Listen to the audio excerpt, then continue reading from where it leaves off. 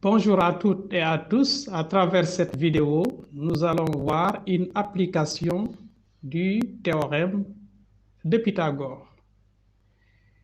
Donc, c'est un exercice qui peut être traité par les élèves niveau 4e et 3e. Alors, voici donc la situation. On a un certain rond-point, n'est-ce pas? Donc, voici la partie verte, n'est-ce pas? C'est délimité donc par deux cercles concentriques, comme indiqué au niveau de la figure. Donc, les deux cercles sont concentriques, c'est-à-dire qu'ils ont le même centre. Et vous voyez MN, le segment MN est une corde donc du grand cercle, qui est tangente au plus petit des deux cercles, donc qui est tangent au plus petit des deux cercles. Le problème ici, c'est de calculer l'aire de la couronne circulaire jaune, que vous voyez ici en jaune. On demande de calculer cette aire-là, sachant que Mn est égal à 26 mètres. Donc voilà la situation d'aujourd'hui. Vous pouvez mettre ça sur pause ou faire une capture d'écran pour traiter avant de comparer avec la solution proposée ici. Bien, maintenant pour la résolution, nous aurons besoin des outils mathématiques suivants. Premier outil mathématique, propriété de la tangente à un cercle en un point, H. On aura également besoin de la propriété, d'une propriété donc du triangle isocèle. Voilà. Et également comme outil le théorème de Pythagore et le calcul d'aire, aire d'un disque. Voilà. Donc on aura besoin de ces outils.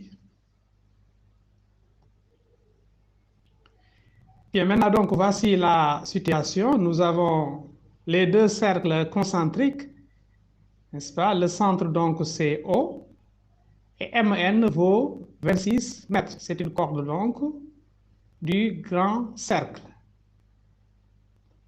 Alors maintenant, à partir de là, nous pouvons donc tracer le centre. On va l'appeler O. Et également ON, puisque N et M sont des points du grand cercle, donc vont constituer des rayons. Le rayon du grand cercle, on l'appelle grand R. Donc ici, OM égale à grand R. ON aussi est égal à grand R. Bien. Maintenant, puisque OM égale à ON égale grand R, le triangle OMN est un triangle isocèle de sommet O. Et comme c'est un triangle isocèle de sommet O, la perpendiculaire donc à la base MN qui passe par O va couper MN en son milieu. Donc H, le point H que vous voyez ici, est le milieu de MN. Et également, on a OH qui est perpendiculaire à MN. Donc H est le milieu de Mn. Bien, maintenant, par propriété de la tangente, parce qu'on sait que la corde Mn est tangent au cercle, au petit cercle. Puisqu'elle est tangente au petit cercle, alors, également, donc, le point, la perpendiculaire, donc, à cette tangente-là, passant par O, coupe le cercle en un certain point. Et ce point-là va être le point H, ce qui montre donc que H est un point du cercle. Donc là, on l'avait démontré, puisque H est le milieu de Mn, alors Hm égale à Hn égale à 13, c'est-à-dire la moitié de 26. Mais de plus, on vient de voir que, puisque la corde Mn est une tangente, et est donc tangente au petit cercle, alors le point H est un point du petit cercle. Par conséquent, OH est égal au rayon du petit cercle, qu'on peut appeler ici petit r. Maintenant, on sait que donc OHN est rectangle en H. Donc, par application de Pythagore, nous pouvons écrire que OH carré plus HN carré égale à ON carré.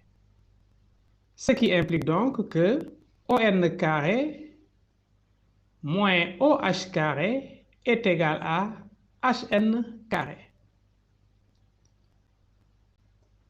Maintenant, on va remplacer ON par sa valeur. ON, c'est R. ON carré, donc c'est R carré moins OH carré. OH carré, on a vu que c'est petit r au carré, puisque le point H est un point du petit cercle. Et ceci va donner donc HN carré. Mais puisque HN égale 13, donc ça vaut 13 au carré. Maintenant, on peut multiplier partout par pi.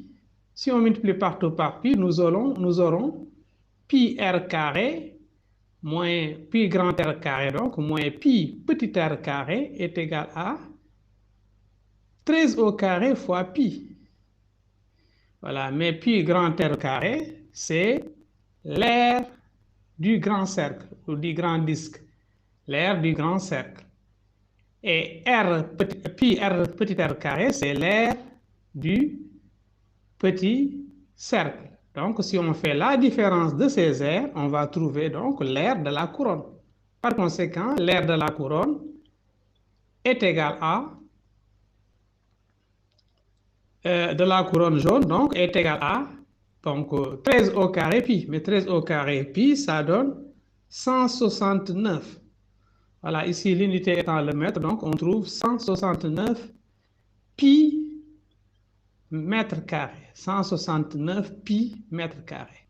Donc c'est ça l'aire de la couronne jaune. Merci d'avoir suivi cette vidéo et à la prochaine pour une autre vidéo, Inch'Allah.